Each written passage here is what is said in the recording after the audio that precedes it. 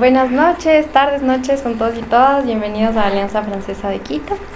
Estamos en otro martes del conocimiento. Gracias por acompañarnos. Todo este mes de octubre nos acompañará Estefan Vinolo en nuestros martes del conocimiento. Gracias por reunirse aquí para hablar de filosofía y ontología. Y también agradecemos a las personas que nos ven en streaming. Recuerden que nos pueden ver también por Facebook Live. Que disfruten. Muchas gracias. Buenas noches a todas y todos.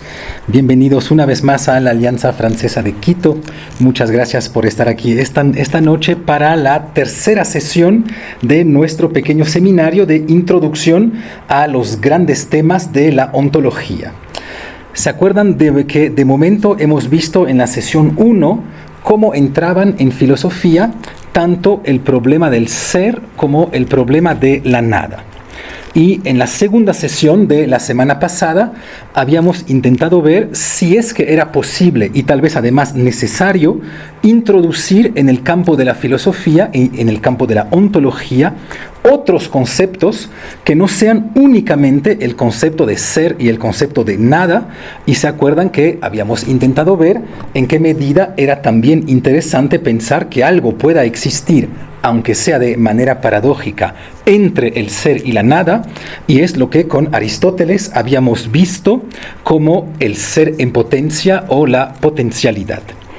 Hoy nos toca de cierta manera continuar con esta misma lógica y preguntarnos ya no qué hay además del problema del ser y la nada en filosofía, sino de manera un poco más radical, qué tanto es necesario pensar a partir del ser y de la nada en filosofía. Ven como mínimo que desde que un autor inglés famoso dijo ser o no ser es la pregunta, todos estamos casi seguros que en algún momento en filosofía vamos a tener que pasar por el concepto de ser y por el concepto de nada. De hecho, por esta razón, la ontología es tan fundamental en filosofía, y en las dos últimas sesiones que nos quedan todavía veremos además que hay una especie de auge o de resurgimiento de la ontología en el mundo contemporáneo cuando hablemos de los nuevos realismos. Pero ¿qué tanto entonces podemos realmente imaginarnos pensar una filosofía que se libere de todas las dificultades ontológicas? Pues obviamente es posible hacer eso, es posible y existe casi desde siempre en filosofía toda una especie de corriente subterránea. Obviamente no es la corriente idealista, metafísica, clásica, que de hecho ganó en la historia de la filosofía. No se olviden que de la misma manera que hay reglas de redacción de la historia universal, también existen las mismas reglas de redacción de la historia de la filosofía. Y que de cierta manera también siempre son quienes ganaron que redactan la historia de la filosofía. Por eso se acuerdan, por ejemplo, que se habla de filósofos presocráticos, cuando muchos de ellos, como mínimo Demócrito, vivió después de Sócrates. Pero no importa, siempre es quien gana que nos cuenta la historia de la filosofía. También se esconde, por ejemplo, que Platón quiso erradicar de la historia de la filosofía la misma obra de Demócrito, ¿ya? Por lo que obviamente escribir historia de la filosofía, al final nadie puede realmente liberarse de las reglas de la escritura de la misma historia. Y hay los mismos juegos de poderes, los mismos juegos políticos, los mismos juegos incluso de vez en cuando de género. Saben que hay todo un debate para saber si entre Simone de Beauvoir y Sartre, ¿cuál de los dos era realmente el gran filósofo? Tal vez no era el que todos pensamos. Entonces, obviamente, cuando vamos a hablar nosotros aquí de la posibilidad de una filosofía sin ontología, pues debemos tener bien claro que no es la corriente filosófica oficial y clásica que ganó en historia de la filosofía. Pero ¿desde dónde vamos a poder llegar a pensar en filosofía la idea de no solo de una ausencia de ontología, sino que peor aún, que la ontología complica, dificulta y tal vez imposibilita el mismo pensamiento filosófico? Por así decirlo, si no vamos a decir que hay cosas en el mundo, ¿qué más podemos decir? Pues tenemos varias señales en la historia de la filosofía que nos dejan pensar que tal vez nuestra relación con el mundo o con las cosas no se debe pensar únicamente a través del hay algo, ¿ya? Porque ven que inmediatamente alguien que dice hay algo está inmediatamente lanzado dentro del campo de la ontología. Entonces, ¿qué más podríamos decir aparte de hay algo? Pues como mínimo encontramos en la obra de Heidegger, que no es cualquier obra, esa idea según la cual cuando vamos a pensar a la fenomenicidad de los fenómenos, cuando vamos a pensar a los fenómenos, no vamos a decir hay fenómenos, sino que vamos a utilizar una pequeña locución que utiliza Heidegger en alemán, que es es gibt. Y es gibt viene de un verbo o viene de todo un campo semántico del Geben, de la Gegebenheit, que significa donación. Por lo que cuando Heidegger nos habla de los fenómenos, no nos dice nunca que hay fenómenos, lo que ya permite dar cierto paso fuera de la ontología, sino que nos dice que los fenómenos se dan. Entonces, tal vez vamos a tener que pensar a la ontología o que liberarnos de la ontología a través de la problemática del don. Esta idea del don o de que los fenómenos se dan no es únicamente algo que se da en la filosofía de Heidegger. Lo mismo sucede en la filosofía de Edmund Husserl, otro gran fenomenólogo, que también nos dice que finalmente la facultad humana dentro de la cual los fenómenos pueden aparecer es la intuición. ¿Y qué es esta intuición? Pues es la instancia de donación de los fenómenos, por lo que también Husserl ya plantea esta idea de donación de los fenómenos. Y como estamos en el 2024, también en la filosofía de Kant, en la misma crítica de la razón pura, encontramos esta idea según la cual dentro de la intuición se da la materia de los fenómenos y que por lo tanto también para Kant los fenómenos se dan. Por lo que tal vez debamos oponer la lógica de la ontología con la lógica del don. Y es lo que vamos a intentar pensar hoy a través de dos caminos diferentes, a través de un camino estético y también a través de un camino teológico. ¿Ya? Hablaremos un poco de teología, obviamente, porque todo el mundo nos ha contado desde hace siglos que Dios es el ser. Ok, pero si estamos dentro de un pensamiento que se libera de la ontología, ¿qué va a pasar con esta idea que Dios es el ser? Pues tal vez Dios no tenga absolutamente nada que ver con el ser. Entonces ven que el camino que nos permite repensar la filosofía a partir de una posición no fenomenológica es el camino del don. Pero debemos explicar por qué razón el don se opone a la ontología o, como mínimo, por qué razón el don es indiferente a la ontología. Porque no es tanto que se oponga a la ontología, sino que es indiferente a la ontología. ¿Y cuál es la gran diferencia entre decir que hay cosas o que se dan cosas? Pues verán que yo en mi casa puedo distinguir claramente las cosas que simplemente están ahí de las cosas que me fueron dadas. Por una razón muy simple, las cosas que me fueron dadas puedo identificar quién me las ha dado, en qué ocasión me las ha dado y por qué razón me las ha dado. Por lo que bien sentimos inmediatamente que decir que hay algo o decir que algo fue dado no implica el mismo tipo de discurso filosófico, no implica las mismas condiciones filosóficas. Y debemos, por lo tanto, aclarar qué significa realmente que algo se dé, porque es a partir de una concepción precisa del don que vamos a poder oponer la ontología con la filosofía de la donación. Saben que existen como mínimo dos concepciones radicalmente diferentes del don. La concepción antropológica, defendida por el gran antropólogo Marcel Mauss en un texto famosísimo que se llama Ensayo sobre los dones, y del otro lado tendríamos una concepción filosófica o una concepción ética del don. Obviamente, cuando vamos a pensar que el don se opone a la ontología, es a partir del don filosófico o del don puro. Entonces, déjenme explicarles rápidamente esos dos tipos de dones para que podamos pensar cuál es el don indiferente a la ontología. El primer don que piensa entonces la ontología es el don, por así decirlo, recíproco. Es lo que Marcel Mauss llama potlatch, que consiste en decir que toda sociedad humana se fundamenta sobre un fenómeno de intercambio de cosas. Y de hecho, el mismo Mauss describe un fenómeno muy singular, un fenómeno muy único, dentro del cual el día A, el jefe de una tribu va a verle al jefe de otra tribu y le regala una vaca. 48 horas después, el jefe de la tribu B va a verle al jefe de la tribu A, le regala una vaca. Bien entendemos nosotros que desde un punto de vista únicamente utilitarista, este fenómeno es absolutamente inentendible. Al comienzo del proceso yo tenía una vaca, al final del proceso tengo una vaca, por así decirlo, perdí tiempo. Y sin embargo, todos bien entendemos lo que pasó.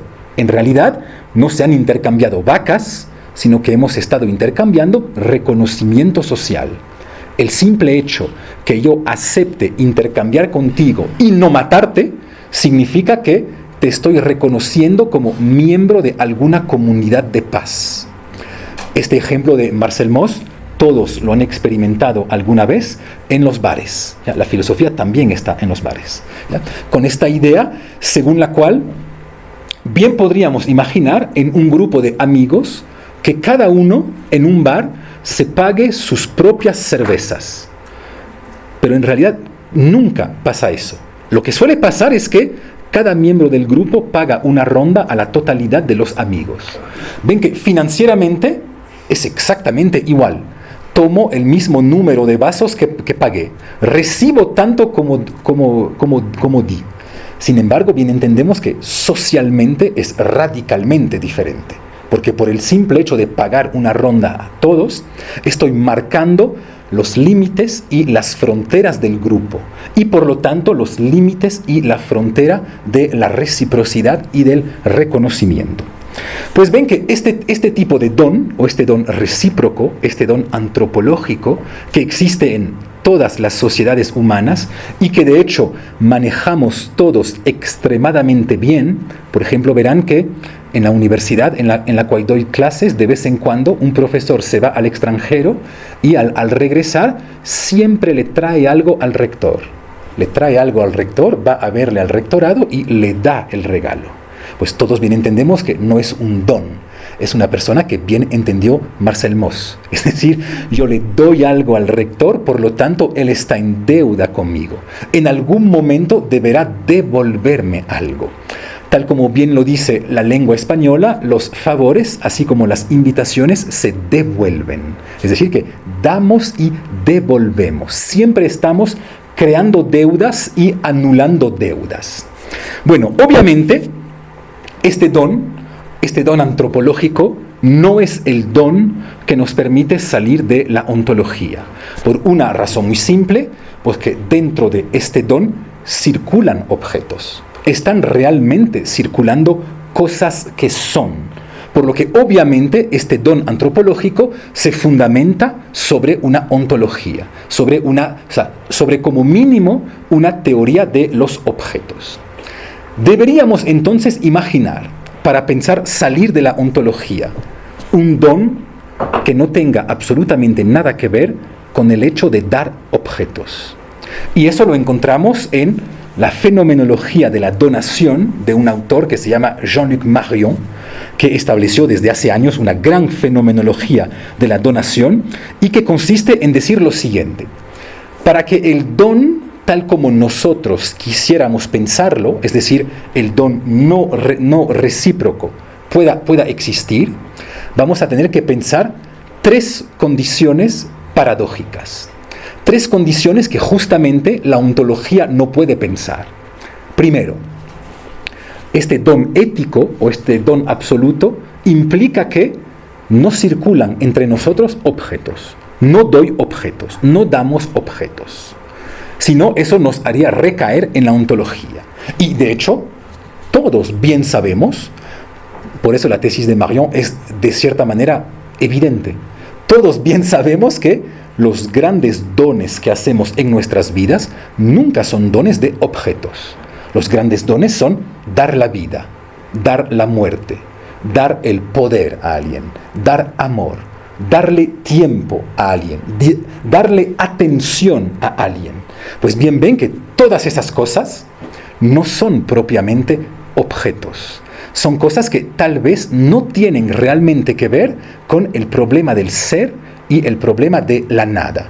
Tal vez tienen que ver con otras problemáticas filosóficas. Por lo que, primera cosa importante para pensar este don, es importante que sea un don en el cual nada en el sentido de ningún objeto, nada se da. Segunda condición importante para que pueda existir este don, no solo es necesario que nada se dé, es además necesario que nadie dé. Por una razón muy simple.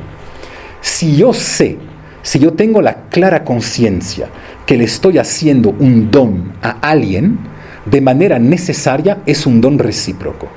Por la razón siguiente. Cuando yo doy, sabiendo que doy algo, pues yo recibo algo a cambio. Recibo, obviamente, a cambio, la dulce sensación de ser una persona generosa. Y de hecho verán que mucha gente da por esta razón, en realidad. Yo te doy algo, doy dinero a alguna ONG, pero no es realmente un don. Porque a cambio yo recibo cierta sensación social, cierto afecto, el placer de mostrarme como persona generosa. Por lo que ven que en un don ideal, o para que el don puro pueda existir, deberíamos pensar que la persona que da ni siquiera sabe realmente lo que está dando y ni siquiera sabe qué está dando. Por lo que dos condiciones. Para que haya un don, ningún objeto se debe dar y además nadie debe saber qué da. Tercera condición, que es de cierta manera obvia, es además necesario que nadie lo reciba en tanto que don. Es decir, no solo que no haya donante, sino que además no haya donatario. Por exactamente la misma razón. Si yo sé que estoy recibiendo el don de alguien, esto me pone inmediatamente a mí dentro de un estado de deuda. Y si estoy en un estado de deuda, pues ya no estamos dentro de un don absoluto, estamos dentro de relaciones recíprocas del don antropológico. Por lo que ven que un don paradójico no se da nada, nadie da, y además nadie recibe realmente un don. Pues es si aceptamos esas tres condiciones del don que podemos salir de la ontología. Obviamente hablaremos de teología, pero quisiera primero mostrarles cómo esto puede funcionar en campos más simples, que es el campo de la estética. Marion se hace una pregunta fascinante entre todas en filosofía, se pone frente a un cuadro y se dice, ¿qué es lo que realmente veo? ¿Qué es lo que realmente veo? En el sentido que, ¿de qué manera está organizada la visibilidad del cuadro, que no es exactamente la misma visibilidad que la visibilidad de mi percepción común? Por lo que ven que en la obra estética me da cierta visibilidad, cuando la percepción común me da otro tipo de visibilidad. Pues justamente lo que vamos a ver ahora mismo es que mientras en la visibilidad común estoy en el don antropológico, la percepción me da lo que yo le di, en la obra de arte es donde realmente vamos a encontrar la lógica del don puro. Es lo que quisiera explicarles ahora. Para pensar esta idea del don estético, que no tiene nada que ver ni con el don antropológico, ni con un fenómeno ontológico, pues debemos repensar, dice Marion, el problema de la visibilidad y de la invisibilidad, tanto en la percepción común como en la percepción estética.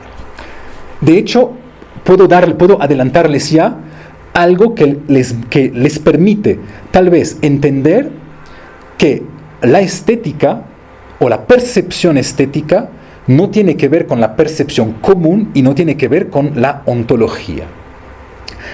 Hay una pregunta muy importante que todos debemos hacernos. ¿Por qué razón hay gente en Ámsterdam que hace 4 horas de cola en el Museo Van Gogh para ver a los girasoles de Van Gogh, cuando en cualquier jardín de Ámsterdam puedes ver girasoles? Ven que es raro. Parece que la gente está dispuesta a hacer 4 horas de cola para ver a la copia, cuando tú puedes inmediatamente, sin cola, sin pagar, sin absolutamente nada, ver directamente a los mismos girasoles en un jardín. Pues obviamente solo hay dos opciones. O todos somos psicópatas, es una opción que nunca se debe descartar, o hay una explicación fenomenológica que hace que cuando las personas van a ver a los girasoles de Van Gogh, no van a ver girasoles, sino que van a ver a otra cosa. Quien quiere ver a un girasol sobre los mismos girasoles de Van Gogh no entendió el fenómeno estético y está perdiendo su tiempo en los museos. Mejor que se quede en los jardines. Así ahorramos tiempo todos en las filas. ¿Cuál es esta idea o qué es lo que puede distinguir la percepción común de la percepción estética en cuanto a lo invisible? Pues tal como señala Marion, siempre se trata de justamente un juego de lo invisible. Tanto en la percepción común como en la percepción estética juegan 3 invisibilidades diferentes. Con una inmensa diferencia, las invisibilidades de la percepción común, yo las doy al mundo y él me las devuelve, relación recíproca, don recíproco. En la percepción estética, el cuadro me da lo invisible, yo no le doy nada. Es lo que vamos a ver ahora mismo. Entonces, 3 invisibles de la percepción común, 3 invisibles de la percepción estética. ¿De qué se trata esos invisibles? Pues todos bien entendemos que para que yo pueda percibir, por ejemplo, a alguien en esta sala, es necesario que entre él o ella y yo exista un espacio físico invisible. Necesito del espacio invisible para poder organizarles a todos ustedes dentro de ciertos campos. Ven ahí que ya estamos dentro de esta idea según la cual en la percepción común necesito de un espacio físico invisible que es, por lo que estamos literalmente en el campo ontológico. Entonces, primer invisible en la percepción común, el espacio invisible. Hay un segundo invisible en la percepción común, es lo que se suele llamar en filosofía el concepto. Todos bien sabemos que lo que no puedo realmente conceptualizar, con las justas lo puedo realmente ver. Hay una experiencia interesante de Descartes. En la segunda de las meditaciones metafísicas, Descartes está sobre un balcón y se dice: veo a seres humanos caminar por la calle. Y dice, no. En realidad no veo a seres humanos caminar por la calle. Veo a sombreros, abrigos, zapatos. Y yo juzgo que son seres humanos. Pero quien no dispone del concepto de ser humano no sería capaz de juzgar que está viendo a seres humanos. Por lo tanto, para percibir en una percepción común, también necesito de un concepto, por lo tanto, invisible, que de cierta manera prevé lo que yo puedo ver en el mundo. De ahí la importancia de hablar muchos idiomas diferentes, porque me permite tener conceptos diferentes que me permiten ver cosas diferentes en el mundo. Hay cosas para las cuales, si no las puedo decir, no las puedo literalmente ver. Por lo que también necesito de un concepto para poder ver. 2 invisibles, entonces, el espacio físico invisible y el concepto invisible que también me permite ver. Hay un tercer invisible, señala Marion, que también tiene que ver con el problema de la ontología. Y es lo que se llama en fenomenología, como mínimo desde Husserl, el fenómeno de la apercepción, en una sola palabra, apercepción, que consiste en decir lo siguiente: nadie jamás puede ver la totalidad de un objeto. De por la misma estructura del ojo humano, cada vez que yo veo un objeto, cada vez que se me presenta alguna faceta de un objeto, eso implica que hay otra parte del objeto, concretamente esta, que me permanece invisible. Y por mucho que yo mueva el esfero, siempre habrá una parte del esfero que me permanecerá constantemente invisible. Por lo que en la percepción común siempre se trata de una mezcla de visible y de invisible. Nadie ve a la totalidad de un objeto, nadie ve a la totalidad de un fenómeno. Lo que tiene consecuencias filosóficas muy importantes, ¿ya? Porque ven que decir que nadie puede ver a la totalidad de un fenómeno, pues significa necesariamente que para construir la verdad de un fenómeno debemos ser como mínimo dos, para que justamente podamos ver todas las facetas del objeto. Ahora bien, espacio físico invisible, concepto invisible y apercepción, en este sentido que algo permanece fuera de mi campo de visión necesariamente. Pues verán que esos tres invisibles, en realidad, son invisibles que vienen del sujeto. Son invisibles que yo lanzo sobre el mundo. Es porque tengo ciertos conceptos que puedo percibir algo. Es porque mi ojo está constituido de cierta manera que existe el fenómeno de la apercepción. Pero ven que son invisibles que tienen que ver con la donación antropológica.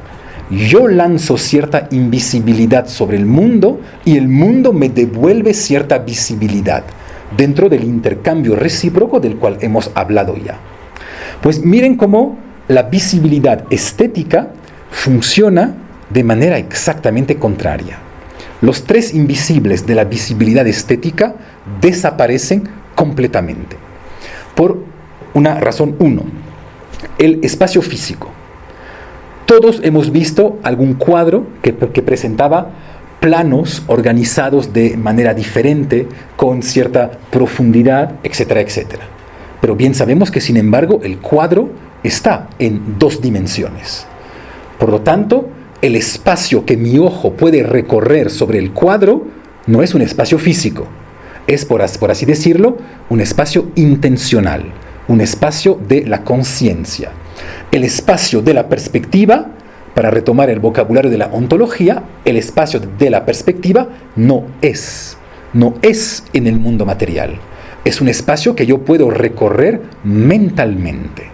Por lo que ven cómo pasamos de un espacio físico invisible a un espacio intencional o a un espacio de la conciencia. Sobre un cuadro, de la misma manera, también desaparece la necesidad de un concepto invisible. Es justo lo que comentábamos acerca de los girasoles. Quien ve girasoles sobre los girasoles de Van Gogh es que no ve absolutamente nada. Por la misma razón, una de las obras más famosas del siglo XX de Malevich, que se llama Cuadrado blanco sobre fondo blanco. Literalmente es un cuadrado blanco sobre un fondo blanco. Pues mucha gente dice que esta obra es absolutamente ridícula porque no hay ningún objeto pintado sobre el lienzo. Sí, pero justamente en pintura no pintamos objetos. Así que no hay ningún interés en pintar objetos. Si yo quiero pintar el objeto girasol, mejor lo miro en la calle, es más fácil. Por lo tanto, todos bien entendemos que lo que yo veo sobre un cuadro nunca debería ser un objeto. Nunca debería ser un objeto conceptualizado. ¿Qué es lo que yo veo entonces sobre un cuadro? Pues lo que veo es un efecto, no es un concepto. Yo recibo del cuadro cierto efecto. Por ejemplo, si es que vieron este cuadro que se llama El Grito, espero que todos experimentaron la angustia. ¿Ya? O sea, es un cuadro muy importante dentro del cual no es realmente que estemos viendo a alguien gritando. Ese no es el tema. Lo que estamos viendo es recibiendo la angustia del cuadro. Ahí sí tenemos una verdadera experiencia estética. Tercer invisible, que también desaparece en la visibilidad estética, pues el fenómeno de la apercepción. ¿Se acuerdan que habíamos dicho que la apercepción es la idea según la cual cuando yo percibo a un fenómeno, siempre una parte me parece invisible? Y por mucho que yo lo mueva, siempre alguna parte, aunque sea diferente, permanecerá invisible. Pues miren cómo en la estética también eso desaparece. Verán que en el Museo del Louvre nadie se da la vuelta al cuadro de la Mona Lisa para ir a verle la espalda. Nunca hemos visto a alguien hacer eso. Tal como si todo lo que la Mona Lisa nos debe dar ya está dado sobre el cuadro. No necesitamos más. No necesitamos darle la vuelta, moverle. Todo ya está ahí. No necesitamos ver más. Y ven entonces en este caso que la visibilidad estética funciona con el don tal como lo hemos pensado, en tanto que don ético o en tanto que don absoluto. Por la razón siguiente. Siempre existirán personas que Marion llama los ciegos estéticos. Es decir, que me imagino que todos conocen personas que frente a una obra de Joan Miró van a decir, eso mi hijo puede hacerlo. Pues eso no es que la persona sea mala, es que literalmente no entiende la lógica del don de una obra de arte. Porque claro, si yo miro a las obras de Miró tal como yo estuviese viendo objetos, pues sí, claro, obviamente, honestamente yo las puedo reproducir. Pero ese no es el objetivo. El objetivo no es tener sobre una obra de arte una mirada objetivante que construye objetos, sino más bien abandonarse a lo que la obra me da. Y este abandonarse a lo que la obra me da tiene un nombre en fenomenología, se llama un anamorfosis. Existe un cuadro muy famoso que se llama Los dos embajadores. Irán a verlo en internet. Hay dos embajadores de pie y al centro, entre ellos, hay una especie de mancha blanca.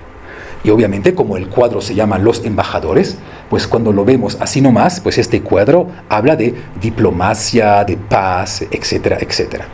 Pero si ustedes se desplazan un poquito a la izquierda, pues verán que en realidad esta pequeña mancha blanca que estaba entre ellos es una calavera. Y ahí obviamente todo el sentido del cuadro cambia. Todo lo que el cuadro me da cambia radicalmente. Ya no es la paz, la diplomacia, no, es la guerra, la muerte, los cementerios, etcétera, etcétera. Pero para que yo sea capaz de ver que esta mancha blanca es una calavera, debo necesariamente ponerme en cierta posición que me impone el cuadro. No es que yo decida proyectar lo que yo quiera sobre el cuadro y verlo desde donde yo quiera. Ven que ahí implica literalmente un abandono, es decir, abandonarse al don del cuadro e intentar encontrar la buena perspectiva a partir del cual voy a poder recibir lo que el cuadro me da. Por lo que encontramos en el campo estético esta idea según la cual no importa lo que las cosas son, lo que importa es lo que se da en el mundo. Y lo que se da en el mundo no puede verlo un sujeto cartesiano racionalista que intenta constantemente proyectar categorías sobre el mundo para construirlo o para constituirlo. La única manera de tener acceso a lo que el mundo da es, paradójicamente, abandonarse, asumir el riesgo de abandonarse a lo que la cosa, a lo que el mismo fenómeno me está dando.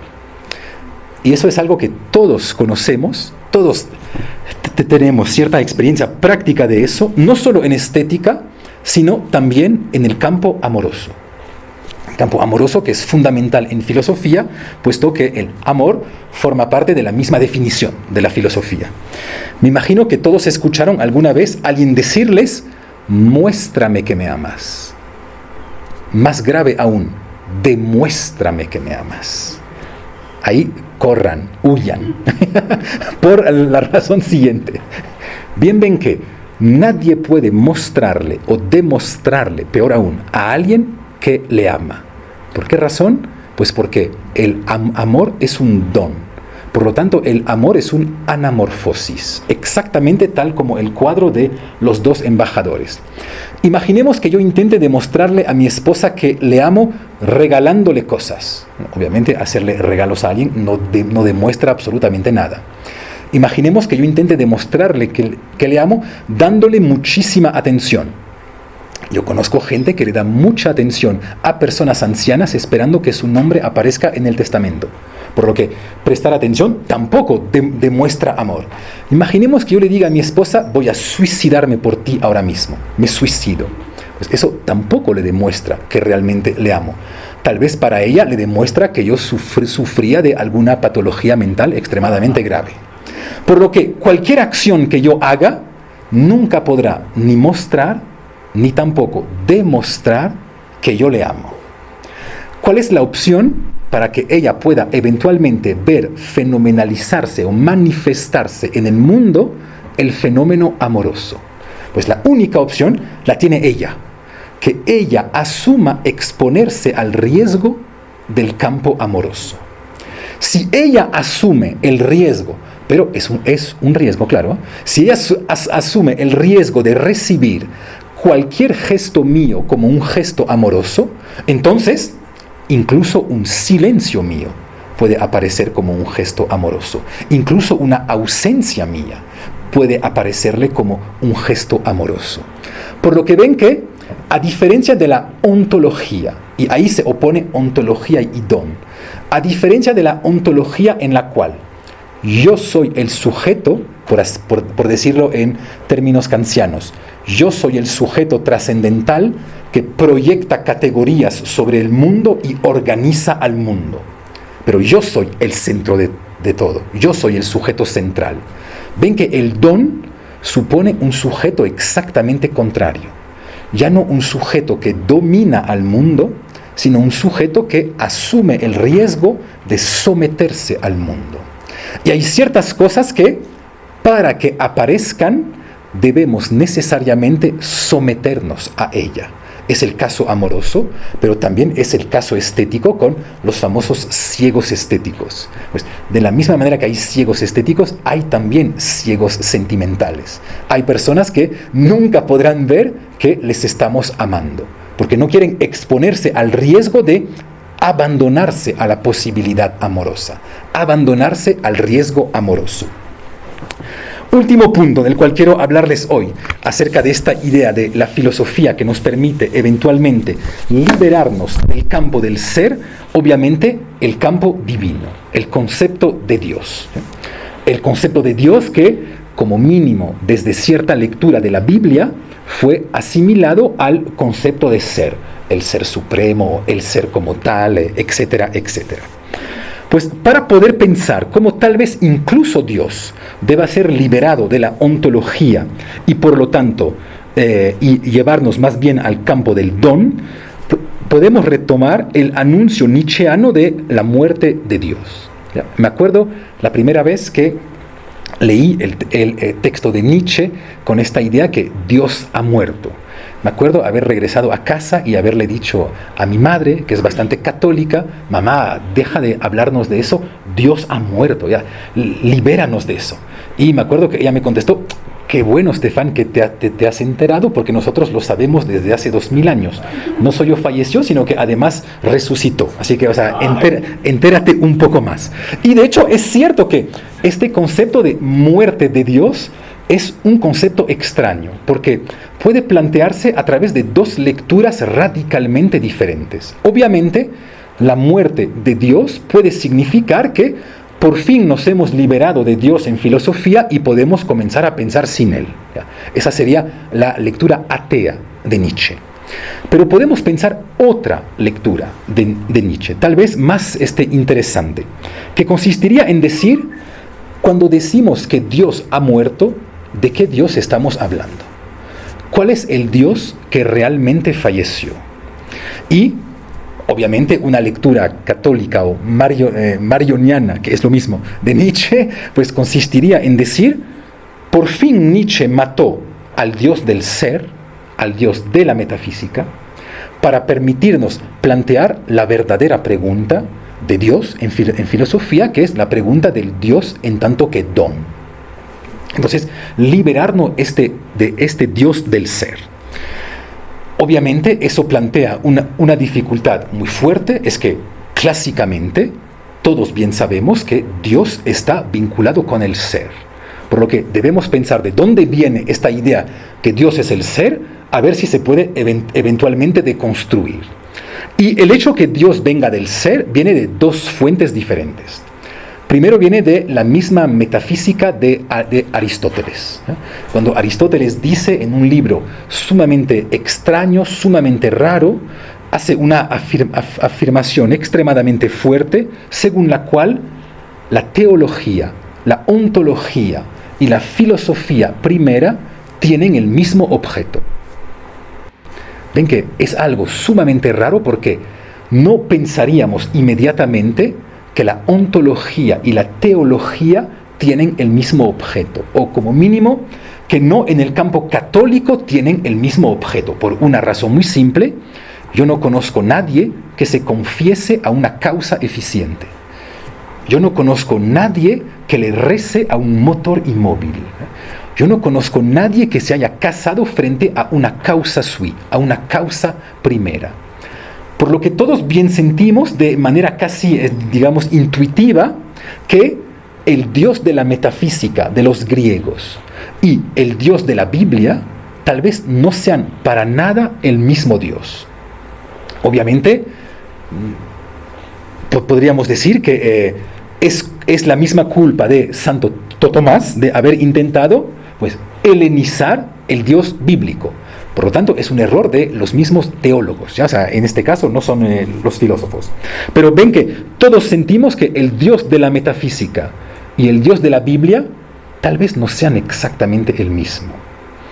Hay una segunda fuente que hizo que se una el Dios de la metafísica y el Dios de la Biblia, que es una cita famosa de la Biblia, Éxodo 3:14, yo soy el que soy.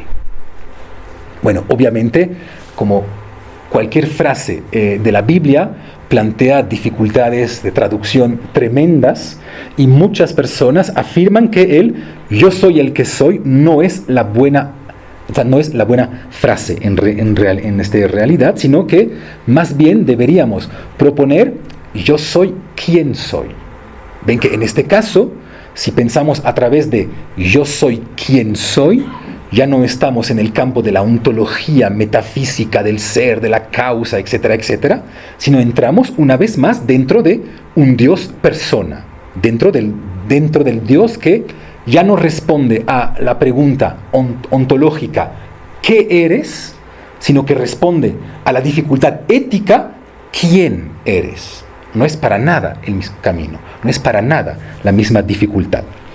Esta lectura de un Dios no metafísico de la Biblia se puede además reforzar, puesto que dentro de la misma Biblia, en Juan, aparece otro nombre posible de Dios, que ya no sería el ser, sino el mismo amor. Varias veces Juan dice, Dios es amor. Y ahí, pues hay una dificultad fundamental que se debe resolver. O bien Dios es el Dios del ser, estamos en la ontología y en la metafísica, o bien Dios es un Dios de amor y estamos dentro de otro campo teológico. Por una razón muy simple, tal como les decía la última vez, el discurso amoroso es absolutamente indiferente al discurso ontológico. Por así decirlo, para quien ama, ser o no ser no es la pregunta, no es la buena pregunta. Por una razón muy simple, puedo amar a alguien que ya no es, puedo amar a alguien que es, y puedo incluso amar a alguien que todavía no es. Por lo tanto, que sea o no, no es para nada el problema que tiene que ver con el campo amoroso. Por lo tanto, si es que Dios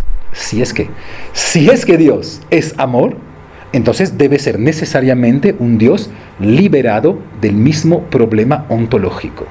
Y, de hecho, bien podemos imaginar que el Dios que pensamos en la Biblia es el Dios justamente del amor, es el Dios del don y es el Dios de la gracia, que tal vez sean la misma palabra en realidad. Son cosas que significan cosas extremadamente cercanas. Sin embargo, ¿por qué razón la filosofía fue tan obsesionada por el vínculo entre Dios y el ser? Pues por una razón muy simple, que es que existe un vínculo directo entre el ser y el conocer. Cuando yo quiero conocer algo, entro de manera casi necesaria dentro del campo de la ontología. Por una razón muy simple: si yo quiero conocer a Dios, debo hacer de Él, como mínimo, un objeto de conocimiento, un objeto del entendimiento. Por lo que, como mínimo, en tanto que objeto del entendimiento y objeto de conocimiento, ese Dios tiene que ser. Y si este Dios es, pues necesariamente recae en el campo ontológico. Y saben, por esta razón, que desde como mínimo Anselmo hasta Kant, siempre la filosofía fue obsesionada por la idea de demostrar que Dios existe. Pues ven que la misma intención de demostrar que Dios existe ya es, o ya podría ser, una especie de error teológico terrible, por la razón siguiente. Imaginemos que mi demostración sea una demostración excelente. Y de hecho, muchas demostraciones, la de Descartes, la de Spinoza, etc., son demostraciones excelentes. Pero una demostración, por muy excelente que sea, siempre funciona sobre conceptos. Demostrar es demostrar utilizando conceptos. Por lo tanto, cuando demuestro que cierto concepto de Dios existe, pues demostré que un concepto de Dios existe. Pero en ningún caso demostré que Dios, o que el Dios al cual remite este concepto, existe. Y de hecho es algo divertido pero es algo que encontramos en la Suma Teológica de Santo Tomás. Santo Tomás intenta demostrar, o demuestra que Dios existe a través de 5 razonamientos o 5 vías diferentes. Cada vez demuestra de manera casi imparable que un concepto filosófico debe existir y que este concepto filosófico es Dios. Les doy un ejemplo de esos 5. Todo en el mundo se da según la lógica de causa y efectos. Por lo tanto, hay un efecto que tiene una causa, pero esta causa es a la vez el efecto de otra causa anterior, que es a la vez el efecto de otra causa anterior, y así al infinito, hasta que en algún momento tuvo que existir en el mundo una primera causa. Y Santo Tomás dice: demuestro la necesidad de que exista esta primera causa. Y añade una frase para mí extremadamente misteriosa, una frase así nomás como si nada, en la cual dice: y a esta causa primera le llamo Dios. Y siempre quisiéramos preguntarle: pero ¿quién te da el derecho de hacer eso? Es decir, ¿cuál es el salto lingüístico o el salto conceptual que te das de existe una causa primera a esta causa primera se llama Dios? Porque tal como les decía, ningún creyente le reza a una causa primera. Nadie se confiesa a una causa primera. Por lo que todos bien sentimos que esas demostraciones de la existencia de Dios son en realidad demostraciones que no convencen a absolutamente nadie. Es decir, que nadie solicitó el bautizo después de haber leído una de esas demostraciones, porque simplemente demuestran que existe el concepto de Dios que nos hemos dado en primera instancia. Pero no hay ninguna garantía que este concepto de Dios tenga algo que ver con lo que la gente realmente llama Dios. Es decir, no el Dios metafísico, sino el Dios como persona, el Dios de la misma teología. Por lo que ven que tal vez debamos oponer en filosofía 2 tipos de pensamientos radicalmente diferentes. O bien hacemos filosofía desde la metafísica, y por lo tanto lo que nos va a importar es lo que las cosas son y lo que las cosas no son, el ser y la nada. Si me interesa el problema del ser y de la nada, también me va a interesar todo el problema de la potencialidad, la posibilidad, qué es lo que es posible en el mundo, qué es lo que podemos esperar de las causas. Pero ven que eso es tal vez una pequeña parte de la filosofía. Es decir, no es la historia de la filosofía, es la historia de la filosofía en tanto que metafísica. Pero es una pequeña parte de la historia de la filosofía. Podemos pensar, por otro lado, que se pueda pensar de otra manera, ya no a partir del ser y del no ser, sino a partir del acepto recibir o no acepto recibir. O si quieren, acepto amar o no acepto amar. Es exactamente la misma lógica. Pues ven que si pensamos según esta lógica, entonces de repente nos estamos abriendo a fenómenos que no tienen nada que ver con la ontología, a fenómenos radicalmente nuevos, que son fenómenos que simplemente se dan o no se dan, pero que nadie puede conceptualizar, que nadie puede transformar dentro de un objeto del conocimiento, sino que simplemente la fenomenología puede describir. Pero una cosa es describir un fenómeno, otra cosa es explicar un fenómeno. Tal vez existan fenómenos que no podemos explicar, simplemente porque no los pensamos a partir del fenómeno, de la construcción filosófica metafísica.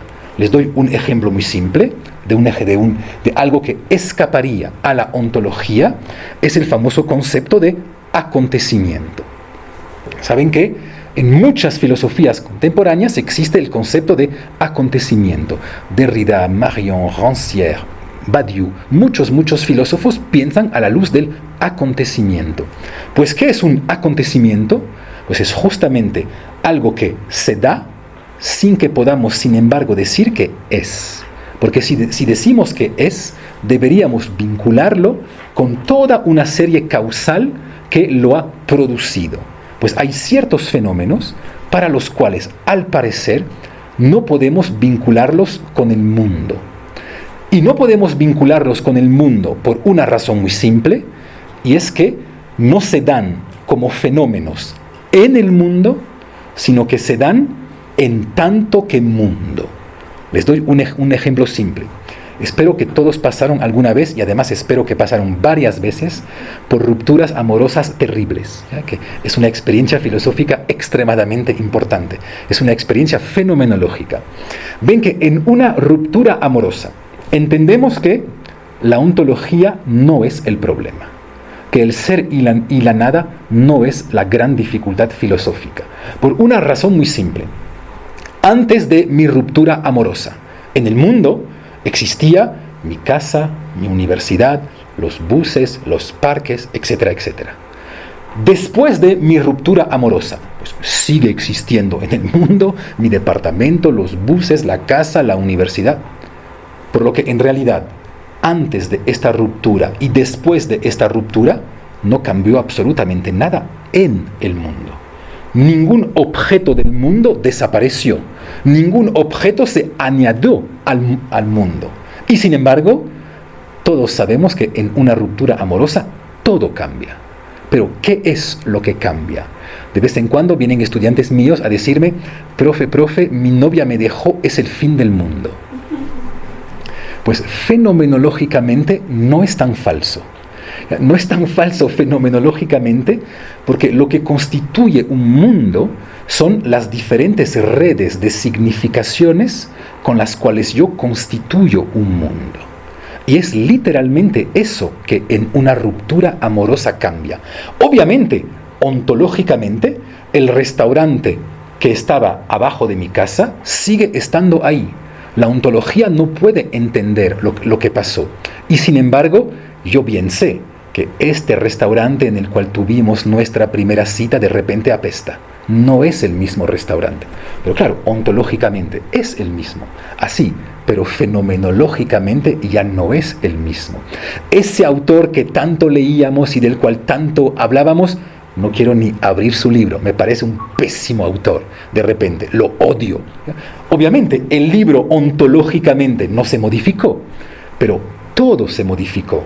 Lo que se modificó es la fenomenicidad que se da a mí en el mundo, y no la ontología como tal. Y podemos multiplicar los ejemplos al infinito casi, o sea, con esta idea de cosas ontológicamente estables, y sin embargo, dentro de las cuales absolutamente todo ha cambiado. Miren, por ejemplo, cómo todas las grandes revoluciones intelectuales funcionan de esta manera. La misma liberación de la mujer no cambió al mundo ontológicamente. el mundo sigue siendo el mismo. Los objetos del mundo siguen siendo exactamente idénticos. Sin embargo, lo que cambió radicalmente es la relación de significación que nosotros podemos tener con estos objetos. Es decir, el sentido a través del cual se dan. Y eso es lo que probablemente la ontología no puede entender. Que más allá del problema del ser y la nada, lo que constituye un mundo, y de hecho, tal vez lo más importante existencialmente en la vida de alguien, pues es justamente todas esas redes de significaciones a través de las cuales los objetos se dan. De ser el caso, podríamos pensar una filosofía totalmente liberada del campo de la ontología. Una filosofía que diga, a mí no me importa lo que los objetos son. De hecho, ni siquiera me importa realmente si son. Lo que me importa es qué es lo que se da en el mundo y a través de qué significación, a través de qué red de sentido las cosas se dan a mí. Ven que pensar de esta manera es replantear la filosofía de manera casi constante. Y verán que es algo que obviamente existe de manera muy fuerte en la fenomenología contemporánea, pero hay muchos autores que fueron lanzando ciertas pistas que tienen que ver con eso en la misma historia de la filosofía. Para tomar uno de los más famosos es Blaise Pascal, un filósofo del siglo XVII, un genio absoluto, que justamente pensaba exactamente así, con esta idea que no me importa fundamentar ontológicamente las cosas, tal vez primero porque sea algo imposible, pero además y sobre todo porque no me importa tanto. No me importa lo que las cosas son, me importa cómo se dan a mí. Entonces ven que tal vez cierta filosofía del don, cierta filosofía del aparecer y cierta fenomenología se puedan oponer a la metafísica clásica, a la ontología y a las filosofías que quieren pensar a partir de la diferencia entre el ser y la nada. De hecho, verán que son las dos grandes corrientes filosóficas hoy. Hay personas, de los cuales hablaremos en la siguiente sesión, que se llaman los nuevos realistas. Entonces quieren hacer nuevas ontologías, quieren recuperar cierta ontología para decir, no podemos abandonar totalmente la ontología. Por otro lado está la fenomenología, a la cual no le importa tanto si las cosas son. Por ejemplo, si yo les digo que ayer en mi casa me desperté a las 2 de la mañana y me parece que atravesó mi sala el conde Drácula. Ven que si ustedes hacen ontología, me van a decir simplemente, Stefan, lo que viviste no nos interesa para nada, porque en realidad lo que tú pensaste ver no era absolutamente nada. No tenía existencia, no tenía ser en el mundo. Por lo tanto, la filosofía ni siquiera debe perder tiempo en hablar de eso. Hay suficientes objetos que son como para no perder tiempo hablando de las ilusiones, los sueños, etcétera, etcétera. Un fenomenólogo me diría, es probable que no era el conde Drácula, sin embargo, el simple hecho que tú hayas visto algo es interesante. Y debemos hablar de eso. Debemos describir esta aparición que tú has tenido. Ven que es una filosofía que intenta ampliar el campo de la filosofía. Desde Platón se nos había comentado que el mundo de las ilusiones, el mundo de los sueños, era un mundo subontológico y que por lo tanto no importaba tanto.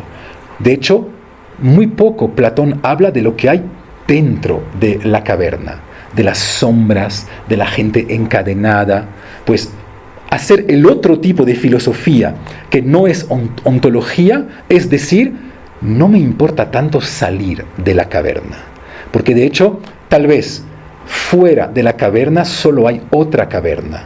Y todo sea cavernas dentro de cavernas sin que nunca podamos salir a lo que sería la realidad de las cosas. En cambio, lo que sí me interesa mucho es describir lo que hay en el fondo de la caverna. Porque todo eso forma parte, todo eso constituye realmente la vida humana. Muchas gracias por su atención. La próxima vez hablamos de los nuevos realismos.